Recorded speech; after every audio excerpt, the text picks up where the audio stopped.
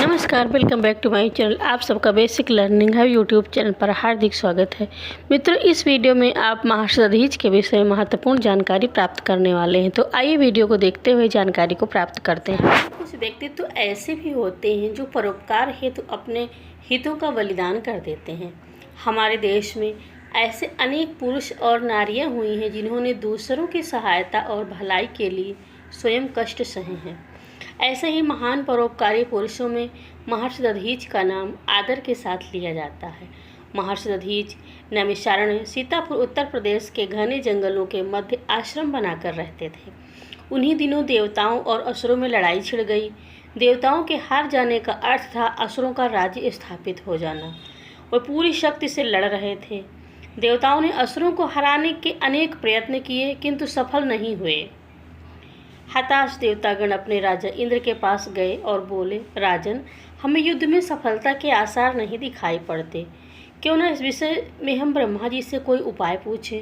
इंद्र देवताओं की सलाह मानकर ब्रह्मा जी के पास गए। इंद्र ने उन्हें अपनी चिंता से अवगत कराया।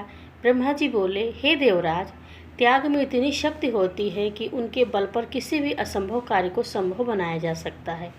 लेकिन दुख है कि इस समय आप में से कोई भी इस मार्ग पर नहीं चल रहा है। ब्रह्मा जी की बातें सुनकर देवराज इंद्र चिंतित हो गए। बोले, फिर क्या होगा? तो ब्रह्मा जी ने बताया, नैमिषारण्य वन में एक तपस्वी तप कर रहे हैं। उनका नाम दधीचि है। उन्होंने तपस्या और साधना के बल पर अपने अंदर अपार शक्ति जुटा ली है। यदि उनकी अस्थियों से बने अस्त्रों का प्रयोग करें तो असुर अवश्य ही पराजित होंगे। इंद्र ने कहा, किंतु वे जीवित हैं, उनकी अस्थियां भला हमें कैसे मिल सकती हैं? ब्रह्मा जी ने कहा, मेरे पास जो उपाय था मैंने आपको बता दिया। शेष समस्याओं का समाधान स्वयं दधीचि कर सकते हैं। देवराज इंद्र झिझकते हुए महर्षि दधीचि के आश्रम में पहुँचे। महर्षि उस समय ध्यान अवस्था में थे। इंद्र उनके सामने हाथ जोड़कर याचक की मुद्रा में खड़े हो गए। ध्यान भंग होने पर उन्होंने इंद्र को बैठने के लिए कहा। फिर उनसे पूछा, कहिए देवराज, कैसे आना हुआ? इंद्र बोले, महर्षि क्षमा करें, मैंने आपके ध्यान में बाधा पहुंचाई है। महर्षि, आपको ज्ञात होगा इस समय देवताओं पर असुरों ने चढ़ाई कर दी है। वे तरह तरह के अत्याचार कर रहे हैं। उनका सेनापति वृत्रासुर बहुत ही क्रूर और अत्याचारी है। उससे देवता डर रहे हैं। महर्षि ने कहा, मेरी भी चिंता का विषय यही है। आप ब्रह्मा जी से बात क्यों नहीं करते? इंद्र ने कहा, मैं उनसे बात कर चुका हूँ। उन्होंने उपाय भी बताया है, किंतु क्या? देवराज, आप रुक क्यों गए? साफ साफ बताइए, मेरे प्राणों की भी जरूरत होगी तो भी साहस तैयार हो। इंद्र ने कहा, हे महर्षि, ब्रह्मा जी ने बताया है कि आपकी अस्थियों से अस्त्र बनाया जाए तो वज्र के समान होगा। वृत्रासुर को मारने हेतु ऐसे ही वज्रास्त्र की आवश्यकता है। इंद्र की बात सुनते ही महर्षि का चेहरा कांतिमय हो उठा। उन्होंने सोचा, मैं धन्य हो गया। उनका रोम रोम पुलकित हो गया।